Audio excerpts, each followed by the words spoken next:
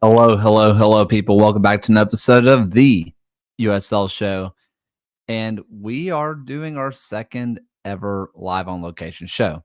So, obviously, I am not on location. I wasn't able to make it out to Portland, Maine. But in about 10 minutes, we're going to be joined by John Morrissey, Ryan Allen, and Phil Baki live from Fitzpatrick Stadium.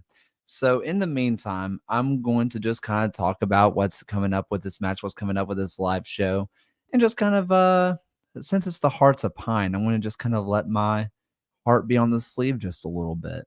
But before we get into that, I want to thank our wonderful patrons Josh, Dylan Reed, William Lamb, Sandy Lester, Ryan Smeltzer, Madcap Peel, Andrew Townsley, All the Hedgehog, Kunal Patel, MOS, NF Reg 30, Tim Knox, Rion Lacara, Stephen Howard, Jeremy Churchman, Alberto Aguilar, Noah Telford, Michael Fuchs, Joshua Duder, John Fuller, Christopher Cohn, Frank Anthony, John Hunt, and Harry Austin. Seriously, without you guys, we would not be able to send the guys up to Portland. It just would not be possible. So we cannot thank you enough. And as we were going through this process of getting everybody up there, and I started seeing the pictures of the guys up in Portland and started posting the videos, it was awesome. And I got to be honest with you, I started getting a little bit emotional. A lot of that comes down to the fact that we have built an amazing community.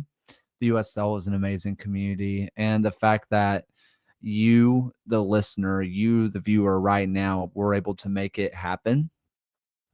It just, I don't know, it blows my mind.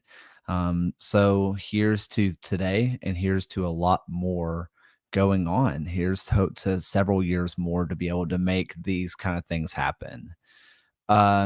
So we're going to just kind of talk about the match just a little bit.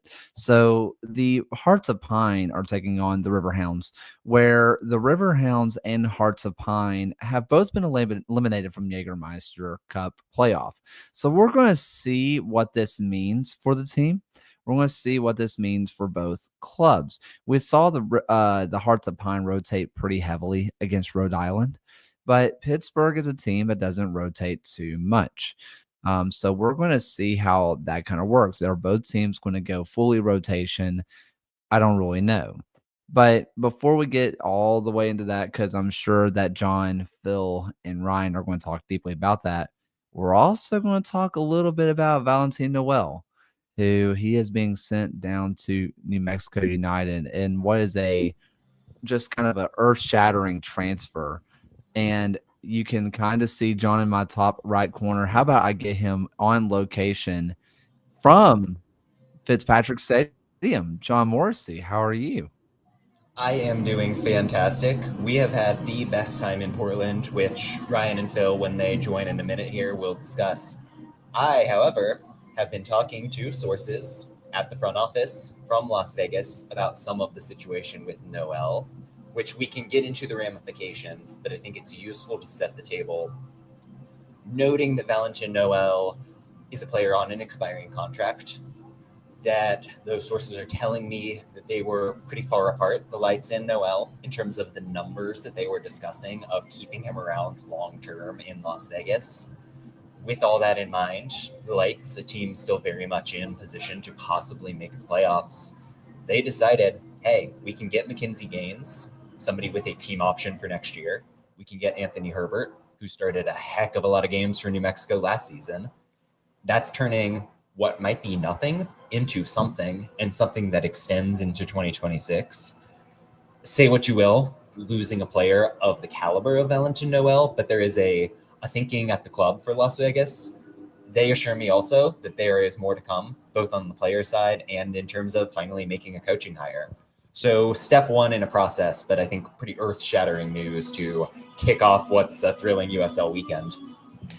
Yeah, so before we get into the week that has been, because once Ryan and Phil get there, we are all about Portland. We're going to be talking all about it. I just got to know, and first off, what's in the hand? Like, what's being ranked right This now? is I Phil and Ryan are shooting like a man on the street talking to supporters. We came back and there was just a drink here. So I'm learning as well that this is some sort of seltzer water from Maine. It tastes slightly fruity, but that might just be me.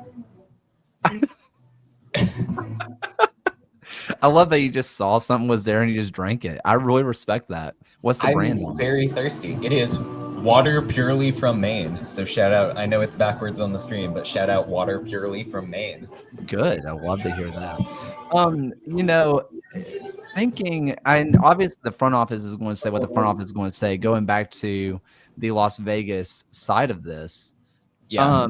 as you are moving around to get Phil onto the screen, It turns out we've got some folks coming. I just got to know. Hello, we are professionals. We are professionals. It's great. By the way, for people who are wondering, only John can hear me, so you're going to hear the same question multiple times. Sure. But the front office is going to tell you one thing, John. But how much of this move with Noel feels like maybe they know that this season isn't all chopped up and they're just trying to get anything in return? I think that certainly is part of the calculus in terms of the Valentin Noel move. And he's really been a victim of a changing atmosphere and system. That's it for me. It's been lovely. As Phil walks out as his rivals get one of the best players in the league, right?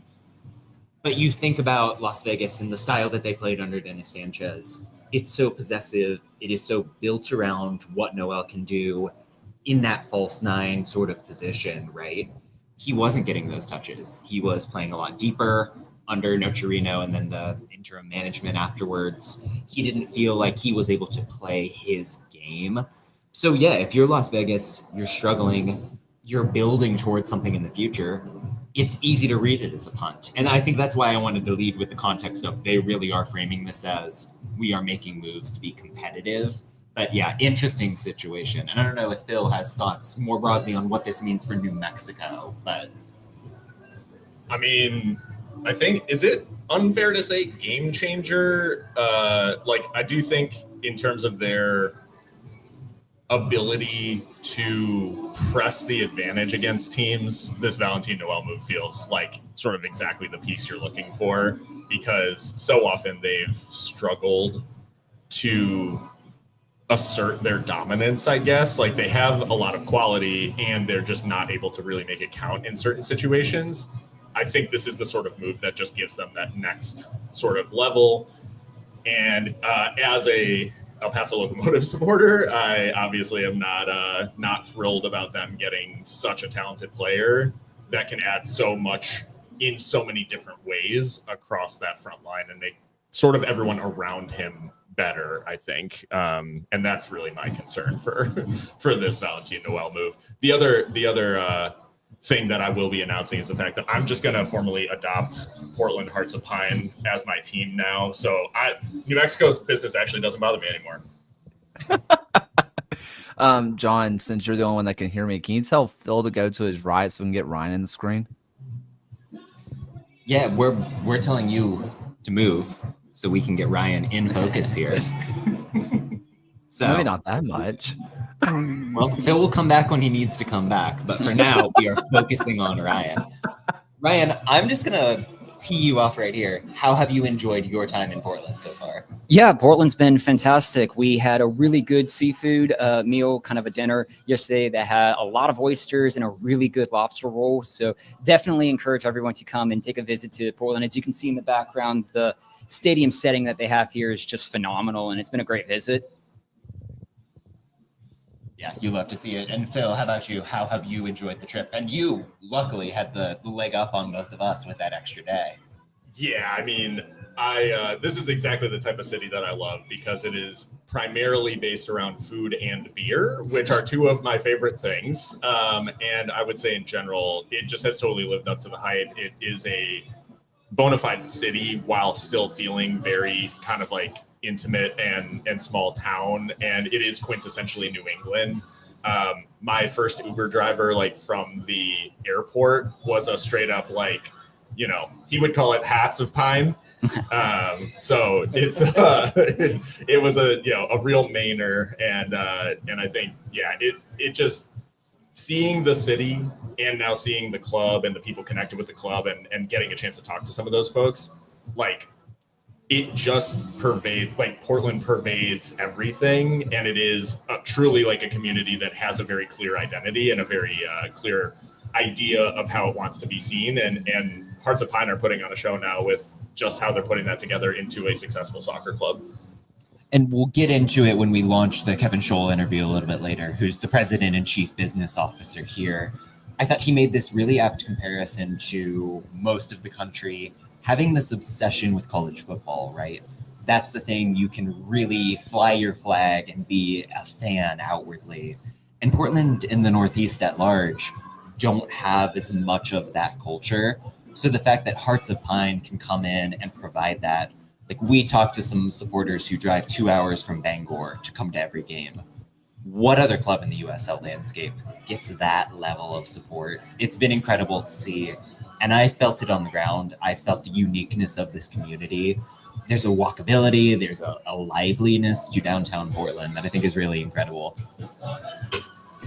Yeah, and you're just seeing that from everywhere downtown. Like, we went to the Tottenham bar yesterday, and there was a Hearts of Pine scarves all over the place. There were stickers everywhere. You see people wearing kits downtown. Like, they've really taken to this club and made it not just their community team, but it is the brand. It is the culture of the city.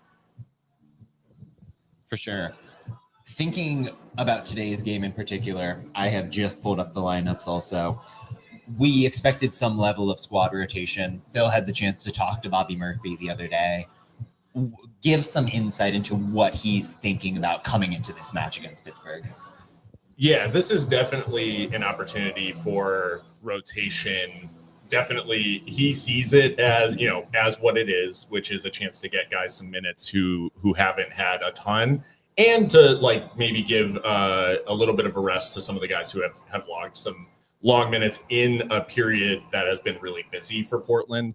And they used it as a sort of a opportunity to drill a lot and work on organization and all this stuff that will serve them well in the run-in. So it was really a lot of training around shape, a lot of training around their set piece tactics. And then ultimately, Bobby is definitely approaching this from the standpoint of let's get some of these guys an opportunity to show what they can do in front of the packed house. But let's not think too much about the result. Let's focus on building momentum for the league, where Hearts still they're positioned pretty well in terms of still trying to snag a playoff spot here, and they finally got some momentum going. So I think it's just trying to build off that. Yeah, and if you think about the lineup specifically and some of the big names you might not be seeing, like Pittsburgh is not rolling out Robbie Mertz in their squad whatsoever. Augie Williams has gone to the bench. You can see Bob Lilly, though, never is just going to throw a game off. Like, he's got Luke Biasi in there. We're seeing Danny Griffin captaining the squad. It's going to be a strong Pittsburgh team that is structurally adept, as they always are. On the Portland side of things, Phil noted in training, really, that they've been kind of running a back five through much of the week. In the league, it's been a lot of 4-2-3-1, seeing what you can get with those dynamic forwards. In cup competition, there's been a little bit more variation from Bobby Murphy. The game that sticks out in that regard, frankly, is the loss to Rhode Island, where this team felt like they didn't have that organization. So you look at the lineup today, you know that they're probably running a different shape than usual. It's a real call-out moment for someone like a Nathaniel James or an Evan Southern, guys who are getting moving and really trying to figure out, okay, can we be serious players in USL League One? If they come and perform against Pittsburgh, win or otherwise, I think that's going to be meaningful for the arc of this season and their ability to get into the rotation going forward. Yeah, and Kaylor obviously flashing some of the lineups here for anybody watching on the stream. Pittsburgh rolling with a lot of those rookie college players that can come in and be a little bit slow to get used to the pace of the USL comparatively. It's a great opportunity for someone like a Jason Barreggi, for someone like a Jorge Garcia to stake their claim. Max Broughton, he's a player with, I think, 11 appearances in the league and 0 starts. Like, just, he's getting 9 minutes off the bench every time he plays. If he comes and shuts down Portland, that maybe is a foot in the door for him. So it's easy to look at this as rotation on rotation, but I think there are stakes for everybody involved in this game. Yeah, and I think the fun thing about a match like this is the fact that when you have rotation, while I'm sure they worked on it as these units, towards the end of this week in training, they haven't had a ton of time as a unit to train, and therefore we could be in for a bit of a messier game than we're used to seeing from Pittsburgh in particular, but surely Hearts as well, as these teams, one, try to get to grip with the atmosphere that they're going to be seeing tonight, and also get to grip with playing with an unfamiliar squad. And it might be a rare occurrence when we see a Bob Lilly team have a game that goes over 2.5 goals, which was the favorite against the under earlier today. I want to just for John to hear, and I'm not to spoil our interview with Kevin Shaw that Phil did, and it was awesome. But Phil has mentioned the crowd, and it's a sold out stadium. The rest of the season is sold out. 6,000 people are going to be on hand. I mean, what's it been like for you guys just looking around the stadium on the outside as the atmosphere is building up? Yeah, in terms of the stadium and the atmosphere, we had a chance to walk around, go meet some of the supporters, get a feel for the custom breweries that are around in this facility. And Phil got the perspective, frankly, of seeing what it looked like on the day of training, and now coming back with a small army of employees who have built the game day experience and built this atmosphere. I think it's been something that's impressive to see, certainly. Yeah, you'll see, for those who actually end up tuning into the match, you'll see tons of, signage and branding from Hearts of Pine, none of which was up yesterday. And it was very interesting in the interview with Kevin, which all of you will get a chance to see at some point. But in the interview with Kevin, he specifically talked about adequately staffing the club and not trying to underinvest and run too tight on a budget. And so I think that shows, just in terms of the amount of match day support that is available, the amount of event staff that they have on hand, the amount of people around the club who are just trying to be helpful and make the match day experience good. And I think it's showing, obviously, in the fact that this is a club that has sold out the entire season. There are no tickets available for sale from the club, and are having their season ticket renewal stuff soon, and there won't be tickets for next year either, basically, when that is done. So it is a hot commodity. I feel very, very lucky, obviously, to be here, and they've just put a ton of work into making this place what it is, and I'm very excited for a good match tonight. And continuing with the community effort, you just see so many local businesses that they have as concession options. Everyone mentioned Smash Burgers during our Man on the Street interviews. You have multiple different breweries here. You have ice cream. You have I think rice was another falafel. As another popular option. And just seeing all of the variety they have for fans to have as concessions, because we've been to games where the concessions were it's a hot dog, it's a Coke, it's a beer, and that's it. But to see how much that the community has bought into this team through the concessions, through the support that they have around town. Kevin had mentioned it in his interview that it's you're going to get $20 tickets that are getting resold online for $80 to $100 as well. So it's been incredibly impressive for year one for Portland. So I guess as trying to live vicariously through you guys just a little bit, as Phil and Ryan just smile and nod like they know what I'm saying. With everything that you saw, John, when you got to the airport, you even saw the Portland Hearts of Pine kit in the airport. What has your just city experience, what's been your favorite part so far? Yeah, I mean, I've enjoyed so many aspects of the city. I mentioned the word walkability, which is something I have as a luxury in New York. I can do that and just go anywhere. Being in this downtown, going through a lot of cobblestone streets, these older buildings, there is that sense that really any corner you turn, there might be something cool to walk into and see, and the people have been so friendly along the way. For me, that's really captured the energy of the city itself, but also what Portland Hearts of Pine are doing as an organization. But yeah, Phil, Ryan, I'd be curious to hear what have been the highlights of the city for you. Highlight has got to be, the walkability is definitely a big thing. The fact that from downtown, it's a long walk, but it is a walk. Like it is a walkable walk to the stadium. 20 minutes from the heart of downtown to the stadium, which is very manageable.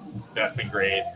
And then just the food on offer. Like as someone who lives in the Midwest and doesn't have access to the seafood that they have out here, I have been very much enjoying that aspect. And in terms of recommendations for anyone who does end up making the trip, Eventide is where we went for dinner last night. Absolutely amazing seafood. And then I would recommend, and these guys have not gone, so this is the benefit of the extra day, Duck Fat, which is just an amazing restaurant, great sandwiches, and duck fat fries, which were off the charts good.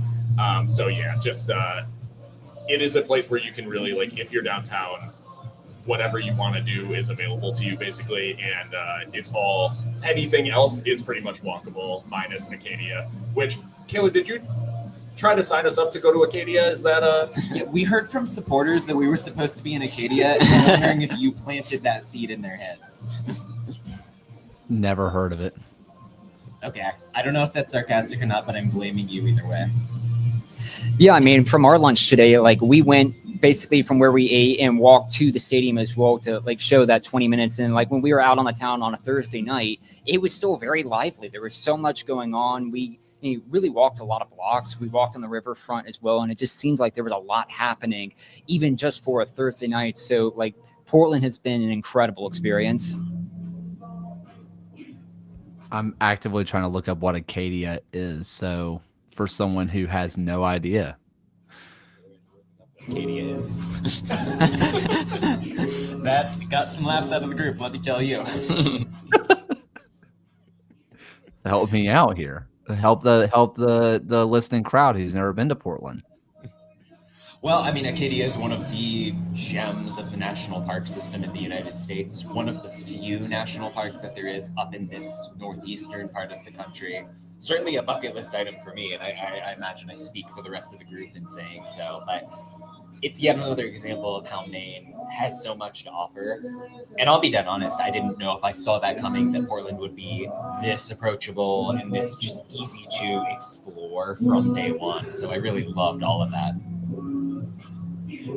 And to answer the question also of where is my USL kit, the weather here has just been the hottest you can imagine. We luckily got some rain beforehand, but I needed something that was going to be fine for my sweat situation. So that is the answer. So you guys have been checking out the stadium a little bit. I know that Kevin talked to you guys about where you can go and all that kind of stuff. What kind of spots are you guys eyeing up personally inside the stadium? Yeah, I mean, as the game progresses and we can explore the stadium, I'm definitely going to be a press box guy because, shocker of all shocks, I maybe like an angle where I can get a view of the tactics. I don't know, Ryan, Phil, where do you guys think you're going to be exploring during the game? Because we really do have pretty much broad access to anything. I'll probably vary, I guess, throughout. I'll probably try to make my way around to the supporter section, just here, sort of from this side and near them, just how the atmosphere is over there. Want to take it all in from up here. I think it's at the start, and then hopefully happen to be close to a goal when a goal goes in to get some like crowd reaction from the field level and all that sort of stuff. But yeah, just gonna try to soak in as much of the atmosphere as possible from all sides. Yeah, I'm probably going to end up floating around the stadium a lot as well. I always enjoyed watching matches behind the goal as well, and especially to plug Kaler's corner kick tactics one. If we can get like a corner kick video at like ground level, I think that would be like a perfect thing to break down as well. And obviously, hopefully being behind like a Portland goal when they score would be just a phenomenal crowd reaction. So the question's been asked in chat. When are the oyster shots coming, and how many are we downing? So yesterday we split 36, so we are not guilty of avoiding oysters. I didn't get a good lay of the land as to how the shots are happening. Absolutely on the bucket list, so that's got to be the other thing, I guess, with the access to every corner of the stadium is figuring out where can we get oyster shots, where can I meet Patrick Dempsey, and how can I steal Moxie's mascot head? So let's look a little bit wider because this is kicking off the final. Well, not really the final week because technically the final week of Jägermeister was like 5 days ago because it made no sense. What Jägermeister storylines are you guys currently following? Yeah, I mean, the thing with the Jägermeister Cup is that really anybody who is left standing at this point has the chance to advance. Selfishly, I'm kind of curious in the race in the group we're in, right? Where you've got this kind of mess up top with Rhode Island and Hartford and Detroit. It feels like that is the storyline I'm most interested in seeing playing out. And Pittsburgh really can't play spoiler, but I think they are part of the intrigue that's going on here. But yeah, Ryan, Phil, other things you're interested as we head into the final weekend in the Jägermeister Cup. I mean, I think the Legion Indy stuff is probably the most like interesting thing, only because you have these two clubs that are kind of clinging to Jägermeister as a, no offense, Kaylor, but this is sort of the shot at glory. And I do think like them both being in the same group and sort of needing this is intriguing compared to maybe the storylines across the cup, where it is like very wildly in whether people are prioritizing the competition or not. But I am broadly excited for that matchup.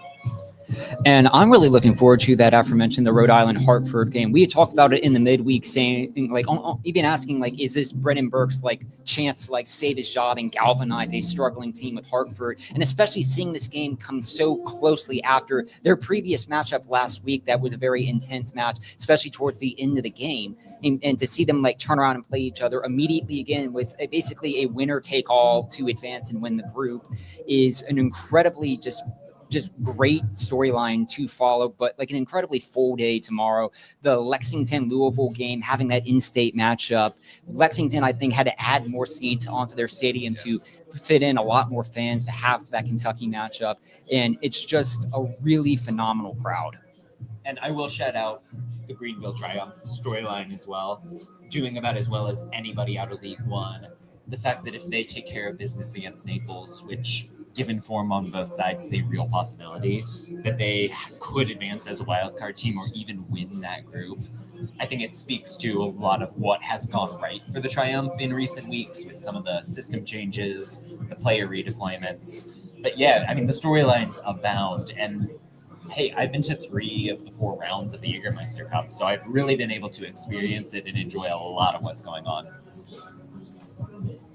So John and Phil have met previously, and I've met Ryan, but this is the first time you all have actually been together in person all together. What's it been like just kind of hanging out finally in person?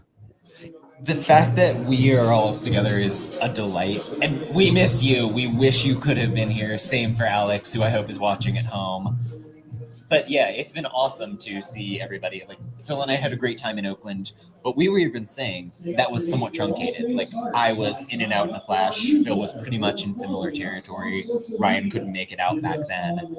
Like hanging out yesterday, enjoying a nice, slow seafood meal, going for drinks afterward, and just kind of shooting the what have you was a total blast for us. And then to get the VIP treatment here as a group has been fun. But yeah, guys, how has the group dynamic been?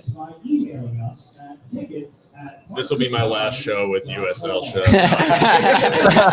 It's been awesome. And yeah, for a group that obviously we meet very often on the internet, and just to have the chance to meet in person is really cool.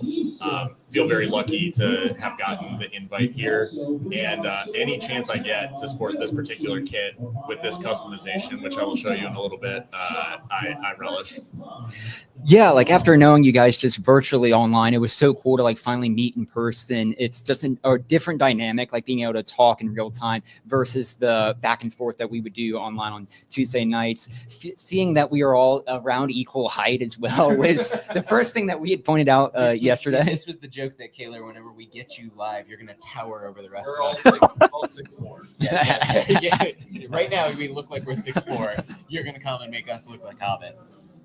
I think if we could get Alan back in, I think he's taller than me. So I think that we'd all just be looking up at Alan Underwood. 100%. Okay, so as we are getting closer, I can see behind you, the stands are filling in a little bit, aren't they? Yeah, I mean the crowd is looking great. If you can't see the view of like the beer garden type area, the food vendors, they are packed to the gills. Like it's gonna be that 5,700 some, I think is the number that they're reporting attendance wise, but it is filling out right now.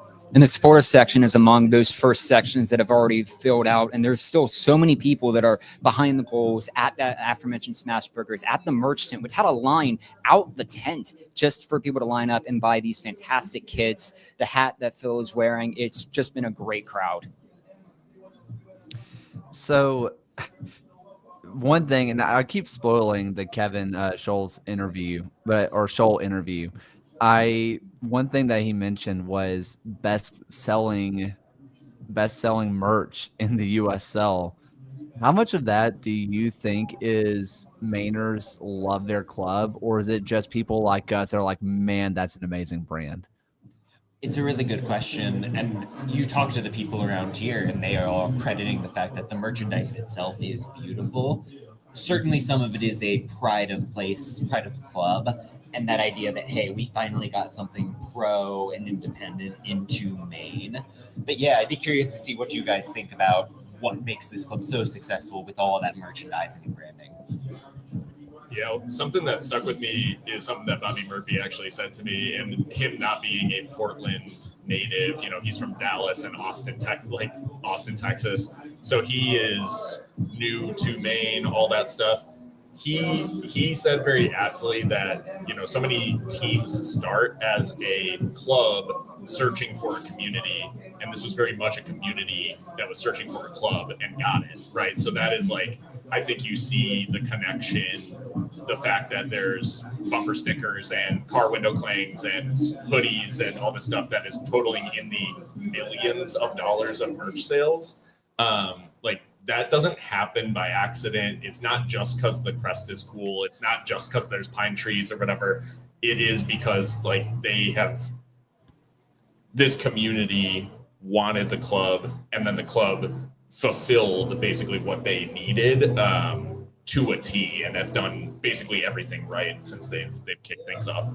Yeah, and just their marketing team has been phenomenal. Their get hyped game day video was the heart on the mast of a sailboat that they were showing off in the harbor, which is just very unique. But the fact that you would see the crest everywhere, that the kit is now become basically a fashion icon within the city as well. And it's transformed the team from just not being a professional club, but also being kind of like a lifestyle community-led brand. And you guys actually got to meet them, but I've been communicating with them for months now. But I do want to give a massive thank you to Damian Foley and Patrick Ouellette. They've been awesome, but you guys have actually got to meet them and spoke highly about the treatment that you guys have gotten. So just your experience with those guys, because they've been incredible to me.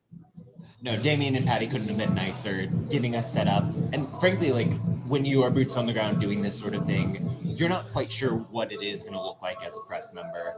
So the fact that we got this nice room, we had the Wi-Fi set up, they are getting us the president of the team to do an interview. We come back from shooting content, and here are just 3 sparkling waters as a gift to us. Everything about that has been wonderful, and to have partners like that helping us out has been a total delight. So I asked you, but what about Phil and Ryan? What's their review of the pure water from Maine, or whatever it was called? Yeah, so just to remind the viewers at home, I have this blue can of water purely from Maine. Ryan, however, has a purple can that has some sort of flavor. So please explain what's going on there. Yeah, this is a blackberry grapefruit with bubbles. I'm not necessarily a seltzer water person, but I think it's been pretty okay, and I'll certainly keep trying a lot more of it. And yeah, I definitely want to try the blue can over here as well. I've as someone who's done with their family a sparkling water blind taste test before, this is good. In terms of, it's got a good amount of carbonation. It's not too mineral in its flavor. And as a Topo Chico guy, I like a spicy seltzer, right? I like it to hurt a little bit. So yeah. It's better when the sparkling water has a little bit of hit to it. Topo Chico is sparkling, but it's got sharpness. This is more in that category. We're not going with that weak sauce LaCroix type of thing. So you guys mentioned, Phil specifically mentioned the beer, and it was in his first day vlog. If you guys had drinks out and about, what's been your favorite beer? Boy, I'm forgetting the name and I'm so embarrassed of the beer. It was quote unquote spontaneous fermentation, which I didn't know what that meant. But Phil was explaining to me, like, yeah, man, whatever they're growing on the farm, that's getting thrown into the vat, and that is what the beer is doing. I've never had a beer that genuinely embodies the word funky in that same way, but had a great time. I'm expecting that the other two had more conventional choices. That's very on brand for me to choose just something dumb like that. But yeah, Phil, Ryan, best beers you've had. I went to a local brewery the day before these guys got here called Bellflower. That was really awesome. I love a brewery that does, like, they don't do flights, but they do short pours of the beers. And so that to me is like ideal because I get to try more without being like too off the walls. And yeah, so that was great. Bellflower, I would say their sort of like flagship New England IPA Scrugsy was probably the one that I enjoyed. But they also had a really great like farmhouse ale that was awesome and a little funky and Belgian and all that sort of stuff. A lot of Belgian beer influence. Allagash is like a quite, I guess, common beer that probably people have heard about that is from Portland, Maine. Like it originated here. So if you see Allagash White out and about, like that is a Portland beer, and it is actually a Portland beer, not like it's not secretly owned by AB InBev or something like that. I mean, they have the Allagash sign right across the pitch here, so you'll see it on air. I think my favorite one was that Machine Pilsner I had at Eventide yesterday. I don't know if it was just it's the first beer of a vacation type of taste to it, or that it paired really well with the oysters and seafood that we had. It was a really light Pilsner, and it was like perfect summertime drinking. So that was probably my favorite beverage. As we're kind of winding down this pregame portion, and so you guys get to see the pregame festivities fully, what's some just kind of final parting thoughts before we get to the match itself and talk about after the match, because we are going live again post-match?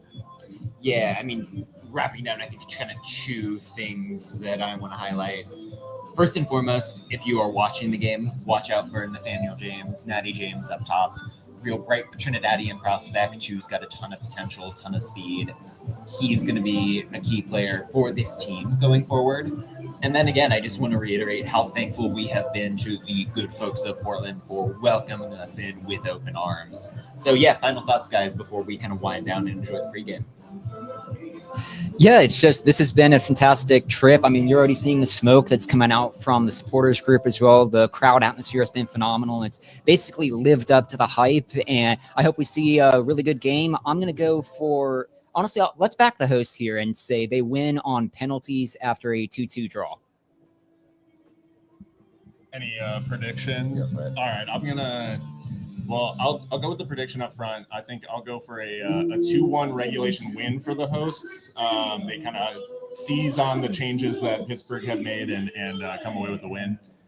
In terms of final thoughts from the trip, yeah, again, just tons of credit to the Hearts of Pine organization. Absolutely wonderful. The city of Portland's been amazing. Very excited to continue to explore it later and tomorrow some. And I will also leave everybody, as I hand it over to John, with my tribute to Antonio Nocerino and his best season in USL with Miami. Yeah, so as Phil reveals what is truly the gem of this stream, a custom Antonio Nocerino kit, I will just throw out there that I think this is a 1-1 draw, but I think Portland is going to pull it out in the shootout. So we do, before we go, we are doing a post show, but as far as I know, it is going to be from this location, but there will be a lot of boots on ground stuff. So chances are, so just to talk, we have players confirmed, win or lose, coming to this press box to talk to us post game. So tune in for that. So I've also told them that they're not allowed to turn off the stream, which I control anyway, until Bob Lilly leaves the pitch. So they may stay overnight in the press box. It's going to be an 8-hour stream as Lilly just tears those boys down. That's right. I want to have the opportunity to ask Lilly his opinion on winning the Europa League with Liverpool in that one Football Manager simulation I did, and just like see his live reaction. Oh, that'd be absolutely incredible. Hey, guys, enjoy the match. Thank you, everyone who tuned in. Go get those oyster shots, video of it so I can post it on socials, of course. And yeah, just I'm so excited to see the match itself. So thank you all so much for doing this live. And thank you, everybody watching, for allowing us to do what we do. We seriously cannot do this without you. So we appreciate you so much. Awesome. Thank you. All right. See you guys in the post match. We'll see you in about 2 hours. Thank you for watching another episode of the USL Show. The USL Show is now proudly part of the Protagonist podcast family. Please go to protagonistsoccer.com to check out more work. Thanks for stopping by, and we'll see everyone again next time.